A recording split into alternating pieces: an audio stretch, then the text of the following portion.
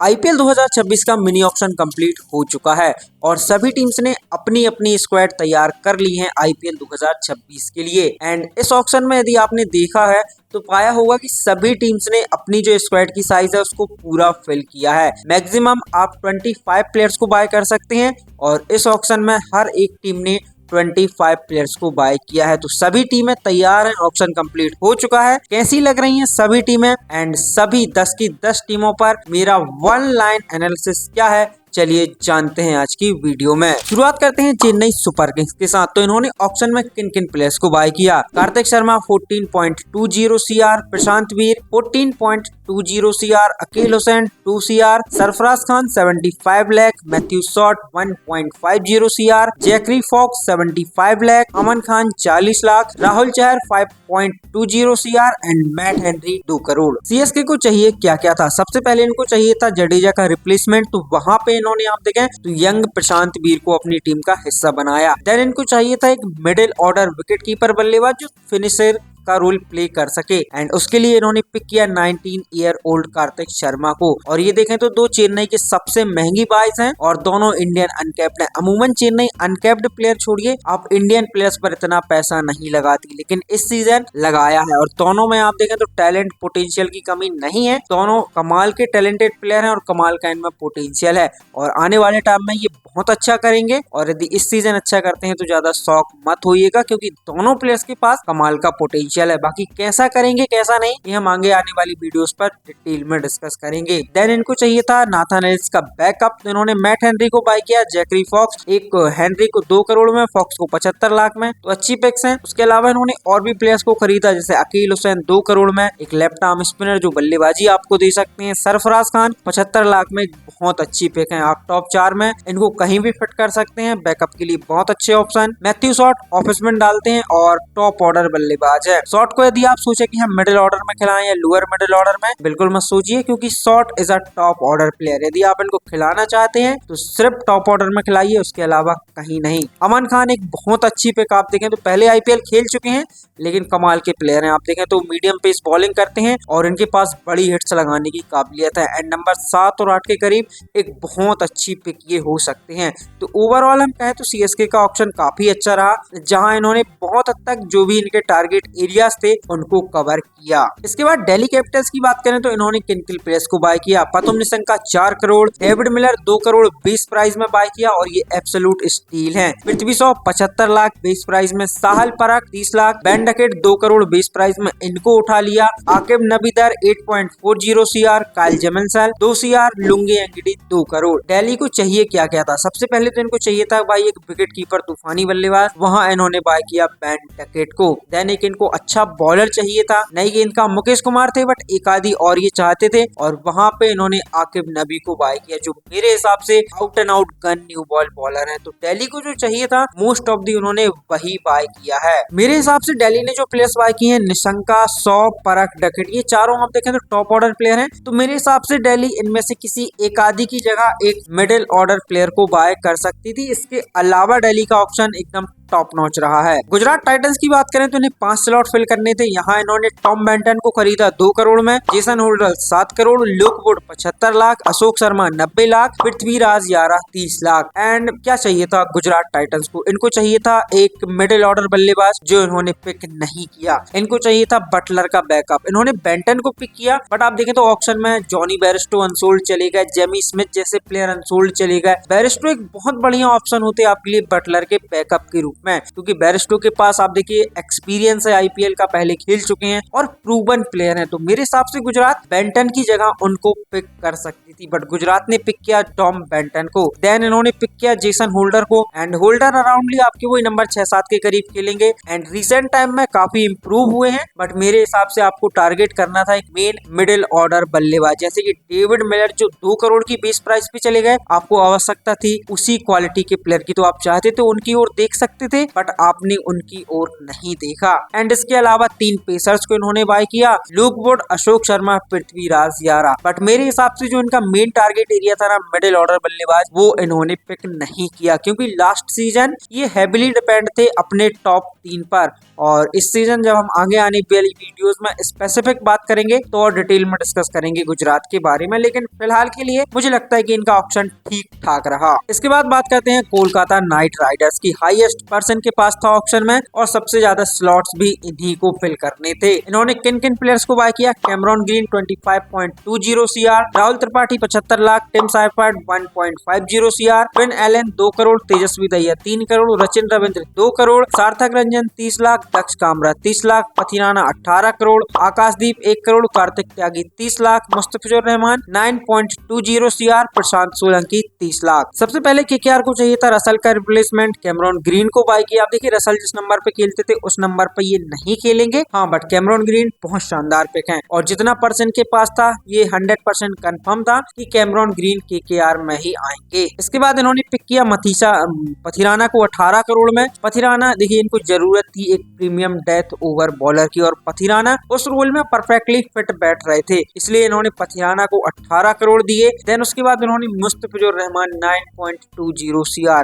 अब मैं सच बताऊं तो मेरे हिसाब से रहमान की बाय मुझे उतनी अच्छी नहीं लगी, क्योंकि आपने पथिराना को बाय कर लिया, और यदि आप चाहते थे सच में तो आप जैकब डफी की ओर देख सकते थे। यार आप 20 प्राइस में जैकब डफी चले गए, जो करंटली ना आप देखें तो कमाल की फॉर्म में है और मोस्ट इम्प्रूव्ड बॉलर है ये व्हाइट बॉल क्रिकेट में रिसेंटली। मेरे हिसाब से कोलकाता उनकी तरफ देख सकती थी, रहमान से बेहतर ऑप्शन वो होते, बट अगेन इन्होंने रहमान की तरफ देखा, वो इनकी चॉइस है। Then Tim Seifert, Finn Allen, Tejasvi Dahiya 3 wicket keeper, जिसमें तेजस्वी दहिया मिडिल ऑर्डर में खेलते हैं। फिन एलन और टिम साइफर्ट दोनों ही आप देखें तो टॉप ऑर्डर के प्लेयर हैं। टिम साइफर्ट थोड़े फ्लेक्सिबल हैं, आप इनको टॉप 4 में फिट कर सकते हैं, बट मोस्टली मैं इनको ओपनर ही मानता हूँ, क्योंकि वहां पे ये ज्यादा अच्छा करते हैं। तो इनकी नीड थी, इनको एक विकेट कीपर चाहिए था, वो इन्होंने पिक किया। रसल का रिप्लेसमेंट एक डेथ ओवर स्पेशलिस्ट। उसके बाद आप देखें तो सोलंकी एक स्पिनर इन्होंने बाय किया, रचिन रविंद्र को किया, सार्थक रंजन, आकाशदीप 1 करोड़ में इन्हें बाय किया, कार्तिक त्यागी 30 लाख। तो ठीक इनका भी ऑप्शन अच्छा रहा, बट मुझे लगता है कि कोलकाता नाइट राइडर्स के पास जो पर्स था ना उसे देखते हुए ये और बेहतर कर सकते थे। जितना ये बेहतर कर सकते थे मुझे नहीं लगता कि केकेआर का ऑप्शन उतना बेहतर रहा है। मेरे हिसाब से ये और बेहतर कर सकते थे। इसके बाद लखनऊ की बात करें तो इन्होंने किन किन प्लेयर्स को बाय किया? Akshat Raghuvanshi 2.20 CR, Josh Inglis 8.60 CR, Mukul Choudhary 2.60 CR, Hasaranga, Anrich नोकिया, इन दोनों को 2-2 करोड़ में, एंड नमन तिवारी 1 करोड़ में। अब देखिए इनको चाहिए क्या क्या था। सबसे पहले इनको ना मिडिल ऑर्डर के आसपास नंबर 6 और नंबर 8 के करीब प्लेयर चाहिए थे। मुकुल चौधरी एक बहुत अच्छी बाय है, मैं कहूंगा विकेट कीपर बल्लेबाज है, तो नंबर 5-6 के करीब आपने बहुत बढ़िया ऑप्शन पिक किया। उसके बाद हसरंगा, ऑनरेक नोकिया 2 प्लेयर आपको 2-2 करोड़ में मिल गए, ये भी बहुत अच्छी बाय है। वनिंदु हसरंगा एक टॉप क्वालिटी लेग स्पिनर आपको मिल गया, और ये थोड़ी बहुत बल्लेबाजी भी कर लेते हैं। नंबर 8 के करीब एक बहुत बढ़िया प्लेयर हो सकते हैं। मेरा इनसे सवाल ये कि भाई जॉस इंग्लिश को 8.60 CR में आपने क्यों बाय किया? बल्कि इंग्लिश ये कंफर्म कर चुके थे कि वो 4 मैचेस के लिए अवेलेबल होने वाले हैं, तो इतनी प्राइस में इनको बाय करना मेरी समझ के थोड़े परे है। देन उसके बाद इन्होंने नोकिया 2 CR एक अच्छी बाय, अक्षत रघुवंशी 2.20 CR बहुत अच्छी बाय है, नमन तिवारी 1 करोड़ ये भी अच्छी बाय है। तो इनका ऑप्शन भी ठीक ठाक रहा, बट ये और बेहतर कर सकते थे। जैसे लियाम लिविंगस्टन इनके लिए परफेक्ट ऑप्शन होते, नंबर 6 से करीब उनकी ओर ये देख सकते थे, बट इन्होंने बाय नहीं किया। तो इनका ऑप्शन भी अच्छा रहा है, मैं ये नहीं कहूंगा कि बुरा रहा है, अच्छा रहा है। और देखते हैं लखनऊ कैसा करेगी। इसके बाद मुंबई इंडियंस की बात करें, देखिए ज्यादा पर्सन के पास था नहीं, इन्होंने दानिश मालवेयर को पिक किया 30 लाख में, डीकॉक 1 करोड़, मयंक रावत 30 लाख, अथर्व अंकोलकर 30 लाख। देन उसके बाद मोहम्मद सलाउद्दीन इजहार 30 लाख। इसमें कहें तो क्विंटन डीकॉक कमाल की पिक, आपको एक सॉलिड विकेट कीपर बल्लेबाज मिल गया। देन उसके बाद अथर्व अंकोलकर मिडिल ऑर्डर के आसपास एक बहुत बढ़िया allrounder, Mayank Rawat off spin डालते हैं, नीचे आके अच्छी हिट्स लगाते हैं, मोहम्मद सलाउद्दीन इजहार लेफ्ट आर्म पेसर, ये भी अच्छी पिक है। तो मुंबई का ऑप्शन आया, देखो जितना पर्स था उसके हिसाब से इनका ऑप्शन बहुत अच्छा रहा। डीकॉक को ले लिया, रावत, अंकोलकर 2 अच्छे ऑलराउंडर जो नीचे आके अच्छी हिटिंग करते हैं, सलाउद्दीन इजहार लेफ्ट आर्म पेसर। तो मुंबई का ऑप्शन मेरे लिए बढ़िया रहा जितना इनके पास पर्स था। इसके बाद पंजाब की बात करें तो इन्हें भी ज्यादा काम नहीं करना था। इन्होंने तो पहली बिड ही आप देखें तो वो लगभग बहुत देर बाद 2-3 घंटे बाद इन्होंने अपनी पहली बिड की थी। और अमूमन ऐसा देखने को नहीं मिलता कि पंजाब ऑक्शन में जाए और अपनी पहली बिड इतनी लेट करे, लेकिन ये बताता है कि मेगा ऑक्शन में इन्होंने कितनी अच्छी स्क्वाड पिक की है। एंड इस ऑक्शन में इन्होंने बाय किया Cooper Connolly 3 crore, Ben Dwarshuis 4.40 CR, Praveen Dubey 30 lakh और विशाल निषाद 30 लाख। तो टोटल 4 प्लेयर्स को बाय किया। कूपर कॉनली आप देखें तो वो नंबर 3 नंबर 6 के करीब टॉप 6 में ये कहीं भी फिट हो सकते हैं। बेन डॉर्सेस एक बहुत अच्छे ऑप्शन जो आपको बॉलिंग देंगे प्लस बल्लेबाजी देंगे। देन प्रवीण दुबे विशाल निषाद 2 लेग स्पिनर, चहल के बैकअप, और आपको चाहिए था चहल का बैकअप। मेरे हिसाब से एक आधी बैकअप तो ये देख सकते थे अर्शदीप का भी, बट वो इन्होंने नहीं देखा, लेकिन इनका ऑप्शन अच्छा रहा क्योंकि वैसे भी इनको ज्यादा आवश्यकता थी नहीं। एंड विशाल निषाद एक बहुत अच्छी पिक है, लोगों ने उतना देखा नहीं है बट मैंने इनको जितना देखा ना थोड़े मिस्ट्री नजर आते हैं, तो एक अच्छी पिक है। अब देखते हैं कि आगे ये कैसा करते हैं। बाकी ओवरऑल पंजाब का ऑप्शन ठीक बढ़िया रहा। इसके बाद चलते हैं डिफेंडिंग चैंपियन आरसीबी की ओर। तो देखिए इन्हें भी ऑप्शन में ना ज्यादा काम तो नहीं करना था क्योंकि ये भी सेटल्ड थे।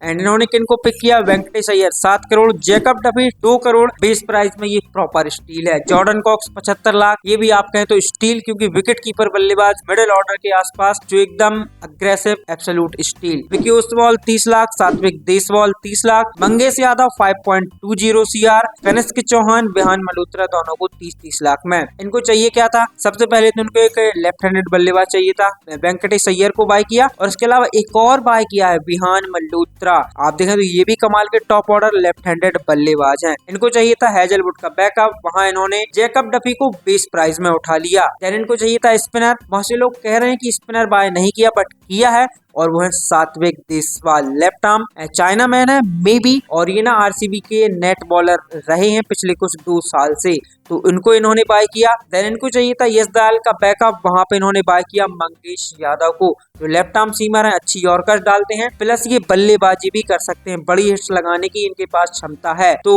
ओवरऑल यदि मैं कहूँ ना तो RCB have a fabulous auction. आप देखें तो जो जो इनको चाहिए था एग्जैक्टली उन्हीं प्लेयर्स को इन्होंने टारगेट किया और बाय किया। तो मेरे हिसाब से आरसीबी इस ऑक्शन की स्टैंड आउट टीम है। इसके बाद रजवाड़ों की बात करें तो इन्होंने किनको पिक किया, अमन राव 30 लाख, रवि सिंह 95 लाख, रवि बिश्नोई 7.20 CR, एडम मिल्ले 2.40 CR, कुलदीप सेन 75 लाख, सुशांत मिश्रा 90 लाख, यशराज पुंजा 30 लाख, विघ्नेश पुत्र 30 लाख, ब्रजेश शर्मा 30 लाख। इनको चाहिए क्या था, सबसे पहले इनको चाहिए था स्पिनर क्योंकि इनके पास नहीं थे। एंड आप देखें तो इन्होंने ना रवि बिश्नोई को बाय करके कमाल की पिक की। रवि बिश्नोई एक प्रीमियम इंडियन लेग स्पिनर। उसके बाद और भी इन्होंने बाय की हैं यशराज पुंजा, विघ्नेश पुत्र। तो अब इनके पास जो स्पिन फैक्ट्री है वो बहुत अच्छी है। और उसके अलावा अमन राव एक आप देखें तो टॉप ऑर्डर कमाल के गन प्लेयर। देन उसके बाद रवि सिंह जो मिडिल ऑर्डर में अच्छी हिटिंग करते हैं, ब्रजेश शर्मा बहुत अच्छे पेसर और इनके पास अच्छी वेरिएशन है,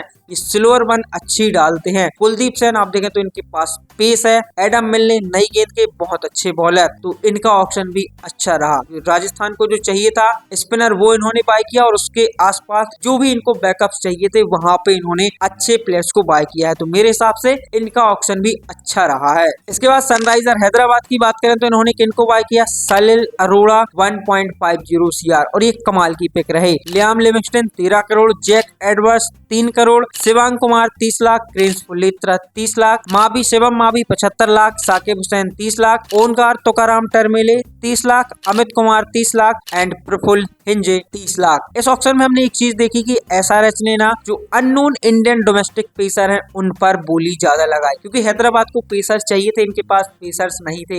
इनको नई बॉल का पेसर भी चाहिए था और डेथ ओवर का भी चाहिए था और इन्होंने आप देखे तो most of the unknown Indian domestic players पर बोली लगाई जैसे कि साकिब हुसैन, ओमकार, अमित कुमार, प्रफुल्ल हिंजे। आप देखें तो साकिब हुसैन पहले आईपीएल खेल चुके हैं, ये आईपीएल में पहले केकेआर का पार्ट थे, पिछले कुछ टाइम से नहीं थे, लेकिन ये अच्छे बॉलर हैं, लगभग 140-145 के करीब बॉलिंग करते हैं। सलिल अरोड़ा आप देखें तो कमाल के वो मिडिल ऑर्डर बल्लेबाज, विकेट कीपर बहुत बढ़िया। लियाम लिविंगस्टन 13 करोड़, पहले राउंड में ये अनसोल्ड गए थे, देन उसके बाद एसआरएच ने इनको पिक किया एक्सेलरेटेड राउंड में। यदि इनको पिक करना था तो मेरे हिसाब से भाई आप पहले ही राउंड में बेस प्राइस में उठा लेते। जैक एडवर्ड्स एक बहुत अच्छे विकल्प, आप देखें तो मीडियम पेस बॉलिंग करते हैं, लोअर डाउन दी ऑर्डर आके अच्छी हिटिंग करते हैं। 3 करोड़ में एक बहुत बढ़िया पिक हैदराबाद के लिए। क्रेंस फुलेत्रा 30 लाख, इनको स्पिनर चाहिए थे और क्रेंस फुलेत्रा मैंने इनको सजेस्ट भी किया था। उसका रीजन ये है कि फुलेत्रा इनके नेट बॉलर थे पिछले सीजन और इन्होंने काफी इंप्रेस किया था, तो उसके चलते हुए मुझे लग रहा था कि क्रेंस फुलेत्रा एसआरएच में जाएंगे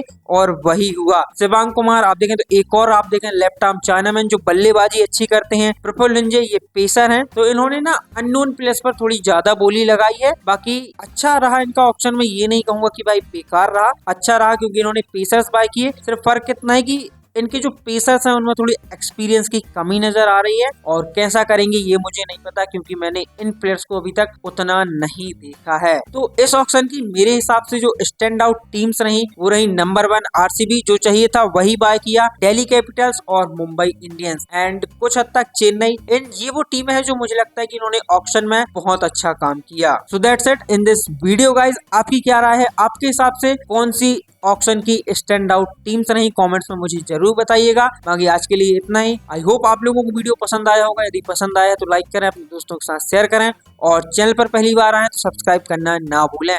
मैं मिलता हूँ अगले नए वीडियो में, तब तक के लिए थैंक यू सो मच।